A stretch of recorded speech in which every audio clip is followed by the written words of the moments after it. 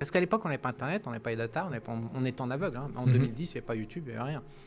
Et c'est en regardant ces 3 vies parallèles que je me suis dit,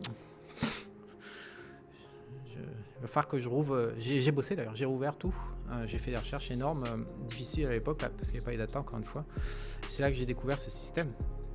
Et donc je me permets de dire que c'est un système d'esclaves et d'esclavagistes, parce que c'est réellement un système d'esclaves où les gens ne comptent pas et ils se font réellement collecter leur temps de travail à leur insu. C'est une réalité. Donc après, on peut m'accuser de tout ce qu'on veut, mais c'est une réalité. La collecte, et il y a des mecs qui ont conçu tout ça, et bien sûr, c'est pas tous les mecs pour qui on vote, c'est pas du tout la faute de toutes les fautes possibles imaginables. C'est un système qui est en place à mon avis depuis très longtemps et qui marche, qui est redoutablement efficace. Et je pense qu'aujourd'hui, on a tous les outils pour en prendre conscience parce qu'ils vont l'abattre. Avec la CBDC, ils vont faire un nouveau game. Une question qu'on m'a posée également, c'est quel va être l'impact au niveau inflation des US tarifs. Là, c'est un sujet dont on parle beaucoup dernièrement. Trump qui impose au monde des nouveaux tarifs. Tony. D'abord,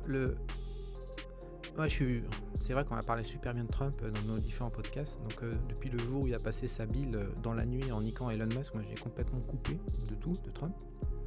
Et puis après, t'es déçu. J'ai carrément tout effacé, j'ai supprimé plus de 300 comptes, followé toute l'activité américaine, j'ai complètement arrêté, pour moi c'est foutu.